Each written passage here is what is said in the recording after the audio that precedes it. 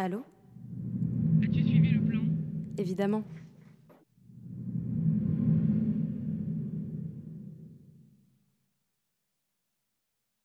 Je garde à la ligne ma conduite, la dalle anime. Et depuis j'ai pas trouvé la cuisine. Affamé, Un fléau pour nos idéaux, même si on est poteau. évite de m'appeler négro. Je suis pas le problème ni la solution de la rébellion. Des hormones des jeunes en ébullition. Citoyens apatrides sans parti pris grandi. Alors moi c'est Bled MC Alimbaï, 33 ans, rappeur, chanteur, slammer, beatboxer, réalisateur aussi, à mes heures, et rimologue.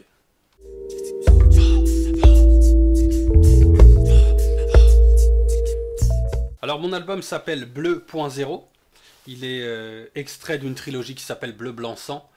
Donc le Bleu.0 est le premier chapitre, le premier acte. Donc en gros c'est une analyse d'un jeune issu de la 3e génération qui vit sa France à travers le prisme de la colonisation entre autres, l'immigration, et un petit peu aussi tous les actes d'incivilité, comme j'aime bien dire, à l'égard de ma personne. Donc du coup, je m'inspire un peu de mon personnel pour rendre une situation globale et délivrer mon analyse. Donc en gros, le point zéro est le point d'impact d'un missile et aussi le point de départ d'une histoire. Et en gros, de ce lieu de désolation que pourrait être le point d'impact d'un missile, qu'est-ce qu'il reste en fait? Et de là, en fait, dans la symbolique, j'ai pris une espèce de missile, de négritude universelle, comme j'aime bien dire, pour vraiment être global, qui atterrit sur la France, qui part de l'île de Gorée. Et en fait, le souffle me fait perdre la mémoire. Et du coup, quand je me réveille, je suis sur ce lot de désolation et j'ai des brides de fragments, de choses qui restent. Et donc, je le symbolise avec des images. Et donc, à partir de ces images, j'essaie de recouvrir ma mémoire. Donc, du coup, tout l'album est un petit peu un voyage vers cette quête de sens. La nuit s'éveille, des épines dans le cœur, la fureur au sang, des rails et des képis sans peur. La mauvaise herbe pousse. Je me considère un petit peu comme l'héritier un peu de tout ça. Tous ces mouvements qui prenaient position en fait dans une contre-culture. C'est vrai que quand le hip-hop est arrivé, c'était quelque chose qu'on pensait qu'allait pas durer. Et au final, jusqu'à présent, il y a encore des gens qui font du hip-hop, mais avec d'autres angles, d'autres choses qui sont pas forcément ma tasse de thé. Certains que tu citais tout à l'heure ont bien évolué, d'autres non. Donc comme je te disais, moi, c'est très important pour moi de reconvoquer le sens premier des choses, d'être conscient qu'on vient de quelque part, et donc d'être un peu dans de la transmission générationnelle et d'être un pont entre tout ça. Donc quand moi j'ai fait mon voyage en regardant dans le rétro, tous les gens que j'aimais, moi, c'était des gens qui disaient des choses. Que ce soit qui parlent du ciel, mais avec une beauté poétique incroyable, c'est toujours ça qui m'a attiré dans les mots. Le sens, vraiment le sens, reconvoquer ça. Et quand je me suis posé la question de faire la musique que je fais là, j'ai voulu que ce soit fidèle aussi à ma personne. Donc j'ai beaucoup voyagé avec l'art. J'ai rencontré pas mal de gens, des personnes de la variété jusqu'au plus underground hip-hop. Et je trouvais que c'était très honnête. Fallait être honnête avec moi-même et j'aime tout ça. J'aime le rock, j'aime le jazz, j'aime la musique africaine, sénégalaise, le sabar. Quand j'étais en Asie, j'écoutais beaucoup de musique traditionnelle. C'est cette volonté-là que je voulais retranscrire dans ce disque. Donc le voyage aussi, reconvoquer aussi la terre, amener quelque chose de terre, de très spirituel avec les voix aussi qui portent. Et donc c'est pour ça que, comme je dis, mon style c'est l'afrock organico hip-hop live. Afro, rock, organico, parce que du coup je convoque l'organique. Je pense que tout son, tout objet a son son. N'importe quoi, ça peut être le bruit des feuilles, tu vois. Et ça, j'aime bien synthétiser tout ça dans ma musique. Et après, pour te dire... l'héritage que j'en fais, j'essaie de le retranscrire au plus fidèle de moi-même. Donc voilà, j'aime aussi surprendre, créer. Je suis toujours dans la création permanente en fait. J'aime Même quand on me donne un son, j'aime bien ramener quelque chose, peut-être même un petit peu d'organique, électronique, mélanger un peu toutes les influences. Et Bleu.0, il y a beaucoup de choses comme ça que je croise, notamment avec du live, de l'organique, et aussi le côté boom-pap des machines à l'ancienne, qui est aussi le fondement aussi de la culture hip-hop, puisque je me sers du hip-hop pour embellir. En fait, si tu veux, il y a d'abord mes textes, et après, du coup, je magnifie un petit peu avec tout ce qu'il y a autour de matière organique. Ils ont condamné mes rimes pour l'humanité. On est grand des discours de nos icônes. Du coup, c'est vrai que la volonté de ce projet, c'était pas faire des morceaux pour faire des morceaux. Moi, quand j'ai commencé à bien avoir une vision, on va dire, panoramique du projet, je voulais qu'il y ait un lien. J'ai trouvé ce concept de trilogie et aussi de lier les textes comme si en fait tu prenais l'audace de dire que, écoutez, regardez, les gens font souvent des albums en puzzle et puis soi-disant c'est des pièces qui s'attachent mais on n'a rien à voir. Moi je voulais que chaque déjà morceau ait une identité propre et aussi que quand on les met bout à bout ça raconte une histoire, d'où l'œuvre cinématographique parallèle. Et c'est très intéressant ce que tu disais parce que tu as senti ça et c'était vraiment ma volonté. Après, pour ce qui est des invités, j'ai demandé à Jean-Michel Martial de participer à l'album. Il a accepté. Donc du coup, j'ai écrit les textes. Mais dans le style d'écriture, par exemple, que j'ai pris pour Jean-Michel, n'est pas le même style pour Bled MC et Alim Bay. Parce que du coup, comme Jean-Michel a une voix mature, identifiable, j'avais envie de ramener cet aspect aussi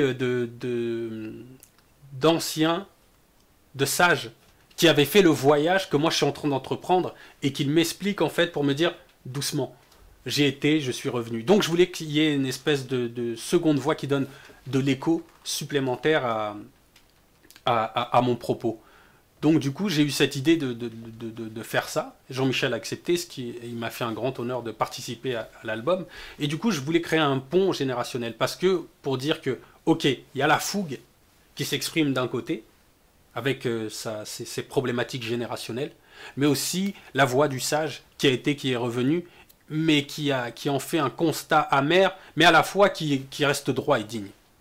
Donc c'est pour ça que aussi pour moi c'était essentiel de convoquer ma condition de qui je suis dans ce pays noir, sans rentrer dans des choses de victimaire ou quoi que ce soit, mais j'avais cette volonté de dire que je suis un homme noir, je suis fier d'être ce que je suis, sans renier l'autre. Ça veut dire être fier d'être noir, ça ne veut pas dire oublier les autres qui sont en face de soi. Donc pour moi c'était important de faire ce voyage interne, d'introspection, de me comprendre, de m'apprendre, de mettre un petit peu de points de suture sur mes entailles, et après ça, aller vers les autres. Mais souvent, les gens prennent le raccourci contraire de dire que, bah non, le gars est pro-black et pro-ci, pro-ça. À quel moment j'ai pas le droit aussi de revendiquer qui je suis?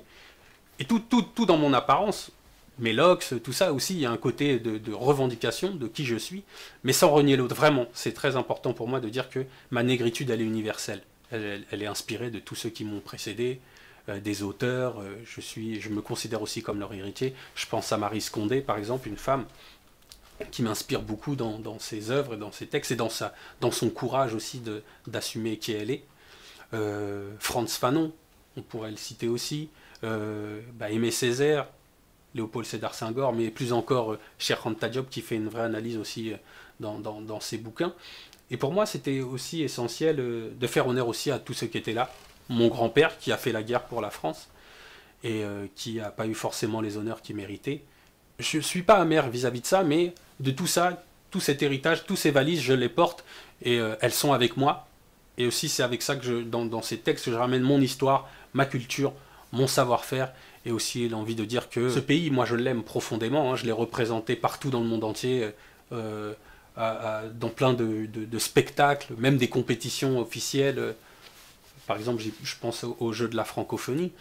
Mais étrangement, quand on est à l'extérieur, on nous dit qu'on est ce qu'on est, on est français, parce qu'aussi on a ce papier qui nous le dit, mais quand on est en France, justement, il y a des choses qui passent pas.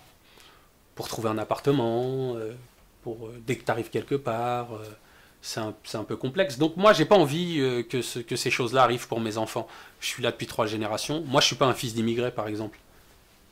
Je suis pas un fils d'immigré. Mon grand-père est arrivé là, donc c'est sa fille qui est fille d'immigré. Mais dans une globalité, si je me présente quelque part, on dira oui, vous êtes un immigré. Non, non. Ce pays, c'est le mien. Je le revendique. Malheureusement, oui, effectivement, j'ai pas la couleur locale, mais voilà. C'est la seule arme que j'ai trouvée pour me défendre face à un système qui pourrait être oppressant. Donc du coup, tu vois, il y a des gens, il y a des contrôles musclés, tu vois. Bon, on n'en est pas au même titre qu'aux États-Unis, mais il y a des bavures. Hein. Donc si tu veux, moi j'ai trouvé que les mots pouvaient être des armes face aux gens qui oppressent. Je me place du côté de l'humain qui souffre, qu'il soit blanc, noir, arabe, chinois, tout ce que tu veux. Moi, ma position, c'est dès que l'humain souffre, je me mets de son côté et j'interpelle et je le protège. Et ma protection, c'est mes mots, donc je m'en sers à tout va, quoi. À qui mieux. Je balance. Rebelle solennelle. Lumière. Que vois-tu, Méché? Alors, on peut me retrouver sur Facebook, à Bled MC Alimbaï. Mon site internet, bledalimbaï.com. Puis après, sur Twitter. J'avoue que je suis pas fan des réseaux sociaux. Mais bon, on vit dans une époque où les gens aussi ont besoin de communiquer, de savoir ce que je fais. Donc c'est là aussi c'est intéressant et interactif. Mais moi, je suis dans l'humain, donc je préfère rencontrer les gens, discuter avec eux, échanger. Donc quand les gens me contactent, en général, j'essaie de répondre à tout, à toutes les sollicitations, de rencontrer d'abord l'humain. Enfin, moi, c'est ça qui m'intéresse, que ce rapport écran interposé, qui n'est pas forcément bien pour moi. Mais sinon, on peut me retrouver, voilà, il y a le site internet, les réseaux sociaux. Et l'actu, en fait, en ce moment, dans un film qui s'appelle Brooklyn, je joue le rôle de Tony, l'un des rôles principaux, bref, un rôle important, hein, qui est au cinéma depuis le 23 septembre, Brooklyn de Pascal Tessot. Je crois qu'il reste encore, il est dans quelques salles encore, janvier, je crois, janvier, il y a un truc Escurial ou quelque chose. Connectez-vous de toute façon sur le site, je communiquerai les infos.